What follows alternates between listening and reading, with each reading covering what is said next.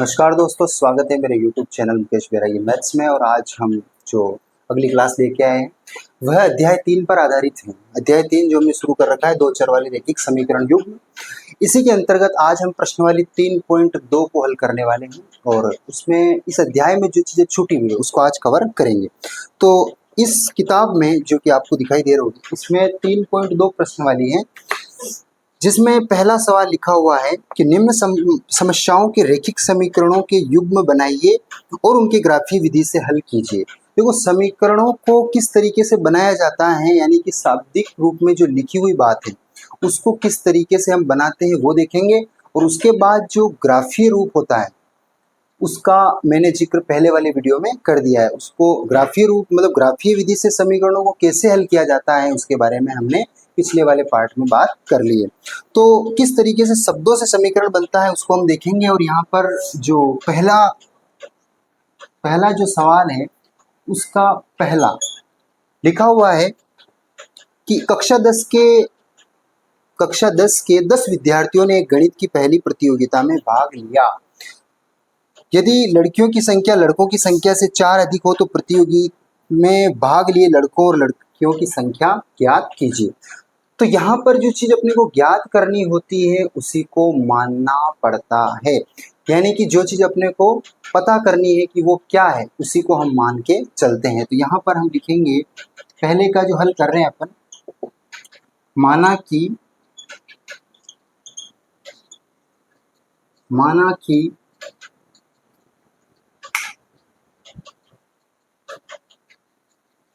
लड़कों की संख्या, माना कि लड़कों की संख्या x है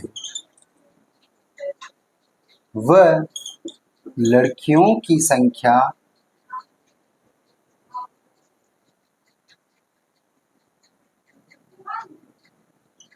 माना कि लड़कों की संख्या x व लड़कियों की संख्या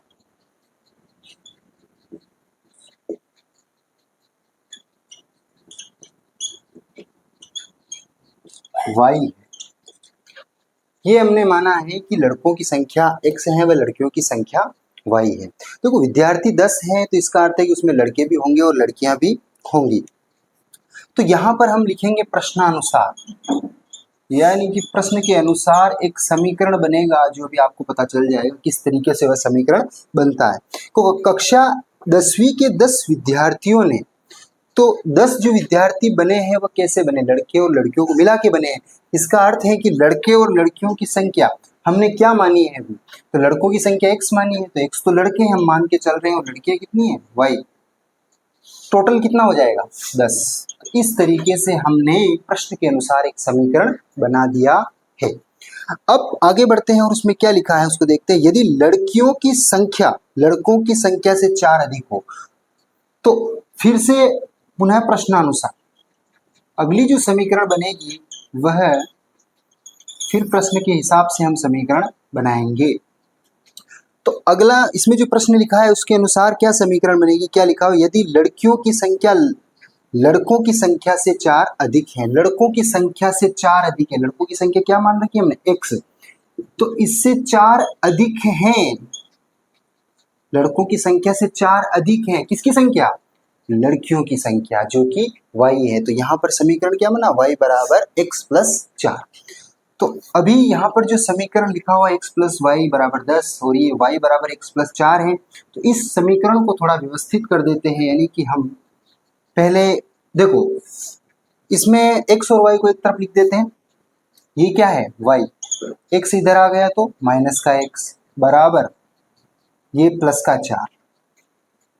अब x को आगे लिख देते हैं और y को आगे पीछे इसको कर सकते हैं, तो x माइनस का x इधर लिख दिया और ये प्लस का y यहाँ लिख दिया बराबर 4। तो इस तरीके से अपन समीकरण को अरेंज कर सकते हैं। तो माइनस एक्स प्लस वाई बराबर 4, तो ये एक समीकरण आ गया है जो दूसरा नंबर इसको दे सकते हैं। तो इस तरीके से हम किसी भी प्रश्न को पढ़कर उनका समीकरणों का निर्माण इस तरीके से कर सकते हैं।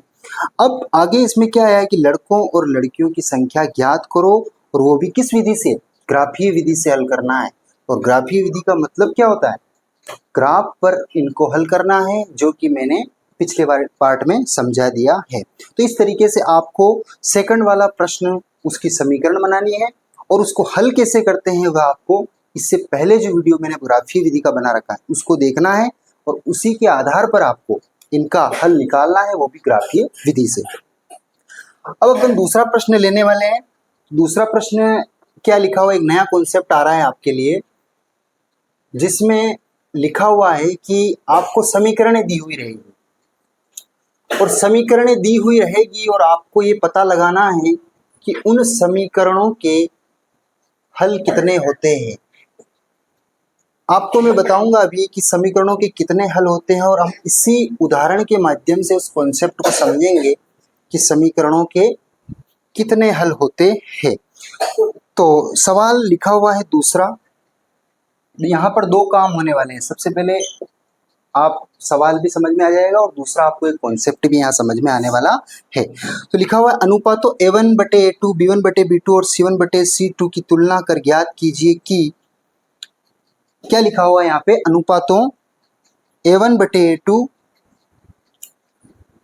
B1/B2 और C1/C2 की तुलना करके ज्ञात कीजिए निम्न समीकरण युग्म द्वारा रेखाएं एक बिंदु पर प्रतिच्छेद करती हैं, समांतर हैं अथवा समपाती हैं। तीन चीजें हैं जिनका पता करना है अपने को। समीकरण दे रखी हैं, तीन समीकरणें दे रखी है, यानी कि तीन सवाल हैं, और हर एक सवाल में दो दो समीकरणें हैं। तो अपने को ये पता करना है। पहली समीकरण मैं आपके सामने लिखूंगा यहाँ पे। पहली समीकरण क्या है कि 5x माइनस 4y प्लस 8 बराबर 0, 7x प्लस 6y माइनस 9 बराबर 0। तो ये दो समीकरणें है यहाँ पर लिखी हुई है। पहली समीकरण ये है और दूसरी समीकरण ये है। अब यहाँ पर अपने को समीकरणों का जो एक स्टैंडर्ड रूप होता है, जो मानक रूप होता है, वो आपको पता होना चाहिए कि क्या होता है रैखिक समीकरण का मानक रूप।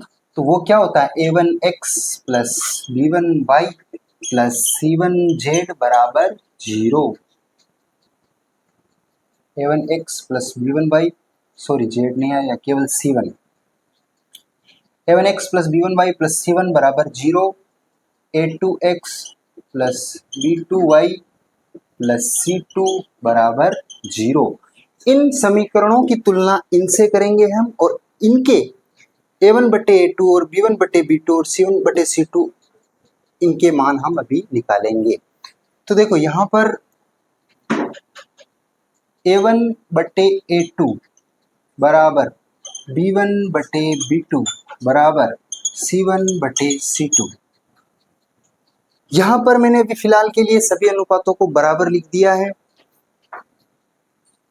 अब हम क्या करेंगे कि A1/A2, B1/B2 और C1/C2 के क्या क्या मान है वो अभी हम समीकरणों से इनसे निकालने वाले हैं।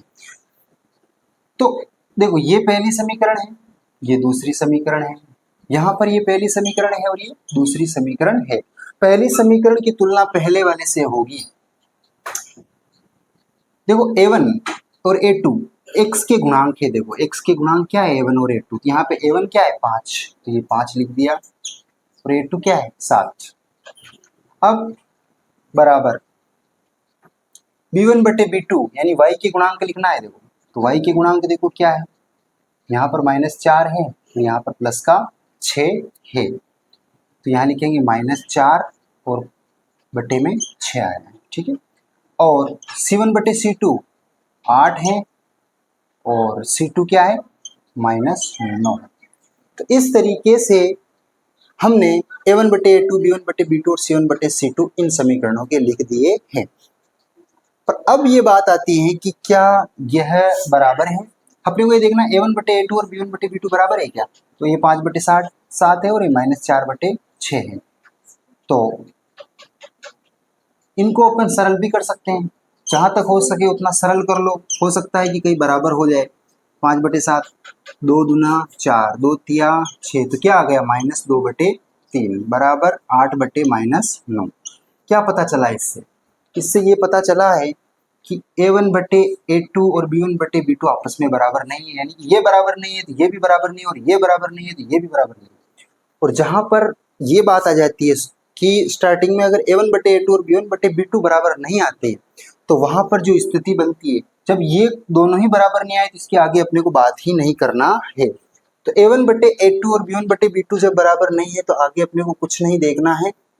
तो हमें यहाँ पता चल गया है, क्या पता चला है कि समीकरण का अद्वितीय हल होगा। क्या हल होगा? अद्वितीय हल होगा। अद्वितीय हल होगा का मतलब क्या होता है? अद्वितीय हल होगा का मतलब होता है कि एकमात्र एक हल होगा। अद्वितीय का मतलब है कि इसके समान और कोई हल नहीं हो सकता है। ये बात अपने को इस समीकरण से पता चल गई है। इसी तरीके से अपने को, ये तो पहला है, अब इसी तरीके से अपने को यहाँ पर एक और दो सवाल दे रखे हैं, और दो सवाल जो दे रखे हैं उसमें दूसरा वाला क्या है, उसमें दूसरा जो लिखा हुआ है 9x plus 3y, 9x plus 3y plus 12 बराबर 0, 18x plus 6y, 18x plus 6y plus 24 बराबर 0। फिर से वही काम करना है, अपने इन दोनों समीकरणों की तुलना, ऊपर जो मैंने स्टैंडर्ड जो मानक रूप की जो समीकरणें लिखी हैं इन्हीं से इनकी तुलना करना है, और a1 बटे a2 और इनके मान निकालना है। तो फिर से वही काम करेंगे, a1 बटे a2 बराबर b1 बटे b2। ठीक है, तो इन्हीं को देख लेते हैं पहले कि ये बराबर है कि नहीं है। अगर ये बराबर नहीं आता है तो प्रतिच्छेदी होगा, आ जाता है तो फिर आगे और चेक करेंगे कि क्या वो आगे वाले भी इन्हीं के बराबर है क्या। तो अपन यहाँ पे क्या करते हैं कि a1 बटे a2 का मतलब x के गुणांक देखो, ये तो a1 हुआ और ये a2 हुआ, तो यहाँ पर 9 बटे 18 आया। b1 बटे b2 मतलब y के गुणांक, इन दोनों को देखो, ये 3 है और ये 6 है, तो 3 बटे 6। अब आगे यहाँ पर c1 बटे c2 भी आप लिख दो, तो c1 बटे c2 क्या है, ये 12 है, ये 24 है, 12 है और ये 24 है। इनको थोड़ा और सरल कर दो। सरल करने का मतलब है कि ऊपर और नीचे समान संख्या से भाग जा रहा है तो लगा दो। तो 9 एकम 9, 9 दूना 18, क्या आया 1 बटे 2।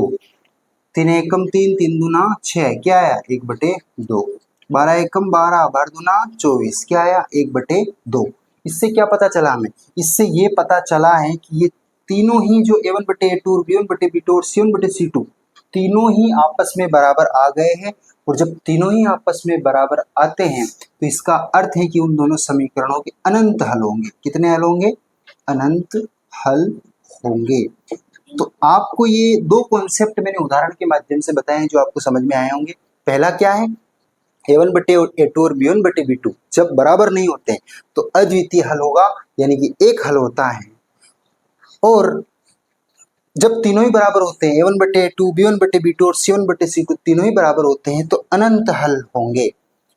यहाँ पर इन समीकरणों का अद्वितीय हल आया, इसका अर्थ है कि वे समीकरणें इस तरीके से प्रतिच्छेद करेगी। ध्यान रखना, इस तरीके से कटेगी, क्योंकि कटेगी तो वो एक बिंदु पे ही कटेगी। देखो यहाँ पर कट रही है, इसका अर्थ है कि एक ही बिंदु है, और एक बिंदु है इसका अर्थ है एक ही हल है।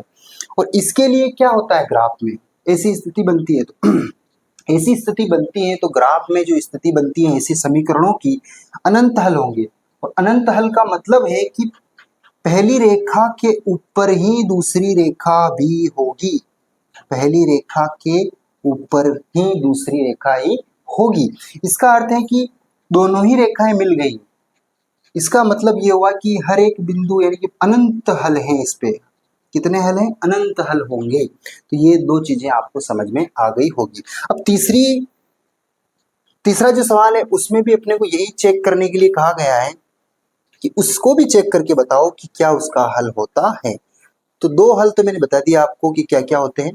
पहला प्रतिच्छेद होता है, यानी कि अद्वितीय हल होता है, यानी किन्हीं भी दो समीकरणों के जो हल होते हैं वह एकमात्र हल होता है। ये अपनों ने पहले वाले सवाल में देख लिया है। और दूसरे वाले सवाल में हमने देखा है कि समीकरणों के अनंत हल होते हैं। और ऐसी स्थिति में क्या होता है कि समीकरणें जब ग्राफ पे उनको खींचते हैं तो समीकरणें जब ग्राफ पर खींची जाती हैं तो वह समपाती होती है, यानी कि एक रेखा के ऊपर दूसरी रेखा आती है। अब तीसरी स्थिति क्या है उसको अपन स्पष्ट कर लेते हैं। तीसरी वाली क्या बनेगी, तो तीसरा सवाल है उसमें समीकरणें दे रखी है 6x माइनस 3y प्लस 10 बराबर 0, 2x माइनस वाई प्लस 9 बराबर 0। पहली समीकरण और दूसरी समीकरण वही काम करना है अपने को। a1 बटे a2 लिख दो, b1 बटे b2 लिख दो, बराबर c1 बटे c2 लिख दो। ये काम अपने को करना है। उसके बाद में a1 बटे a2 का मतलब x का गुणांक लिख दो, क्या है 6 बटे 2। b1 बटे b2 का मतलब है कि y के गुणांक लिख दो, जो दिख रहे हैं वो लिखो। देखो इसका तो -3 है और इसमें y का गुणांक आपको कुछ नहीं दिख रहा होगा, पर हर संख्या के गुणे में 1 होता है, इसलिए यहाँ पर भी 1 है। इसका मतलब b1 तो हो गया -3 और y का, इस वाले y का गुणांक क्या है -1, और c1 बटे c2 के क्या है 10 बटे 9। यहाँ पर क्या होता है देखते हैं। देखो जब तक हम इनको थोड़ा सरल नहीं करते तब तक ये पता ही नहीं चलता है कि ये बराबर है या नहीं है। जब तक हम इसको सरल नहीं करते हैं तब तक हमें ये पता ही नहीं चलता है कि, देखो इसमें क्या होगा, 2 तिया 6, 3 बार गया, माइनस माइनस प्लस हो गया 3, और यहाँ पर क्या आ गया 10 बटे 9। इसका मतलब क्या हुआ कि ये दोनों तो बराबर है पर ये बराबर नहीं है, यानी कि ये बराबर नहीं, यानी कि ये बराबर नहीं। और जहां ऐसी स्थिति बनती है वहां पर क्या होता है, प्रतिच्छेदी मैंने बता दिया है, अनंत हल होते हैं मैंने बता दिया है, और ये जो होता है इसको बोलेंगे कोई हल नहीं है। क्या नहीं है, कोई हल नहीं है, कोई हल नहीं है। ये बात अपने को यहाँ पर समझ में आपको आ गया होगा कि 3 स्थितियां बताई और तीनों आपको समझ में आ गई होगी। तो इस स्थिति में क्या होता है, कोई हल नहीं होता है, यानी कि c1 बटे c2 ये वाला अनुपात अगर बराबर नहीं होता है इनके, तो इसका अर्थ है कि कोई हल नहीं होगा। तो जब कोई हल नहीं होता है समीकरणों का, तो उसमें क्या स्थिति बनती है ग्राफ पर, उसमें रेखाओं को जब ग्राफ पर दिखाते हैं तो रेखाएं किस तरह से जाती है, इस तरीके से जाती है, समांतर। और समांतर है मतलब कहीं नहीं मिल रही है, और कहीं नहीं मिल रही है इसका मतलब कोई हल नहीं है, ये चीज होती है। तो दोनों ही बातें मैंने आपको बता दी। तो अब 2 सवाल खत्म हो चुके हैं, और आज के जो वीडियो में हमने क्या क्या देखा है कि किस तरीके से शब्दों में जो समस्या लिखी होती है उसको बीजगणित रूप में समीकरण बनाते हैं, और दूसरे पार्ट में हमने इसमें देखा है अभी कि किस तरीके से हम ये पता करते हैं कि उन समीकरणों के कितने हल हैं, यानी कि वह कोई एक हल है या अनंत हल है या कोई हल नहीं है, उनको हम चेक कैसे करते हैं वो इस दूसरे सवाल में देखा है। मिलते हैं फिर किसी नेक्स्ट वीडियो में। अगर चैनल पर नए आए हो तो चैनल को सब्सक्राइब करें, लाइक करें, शेयर करें उन दोस्तों के साथ जिनको इसकी ज़रूरत है। तब तक के लिए आपका बहुत बहुत धन्यवाद।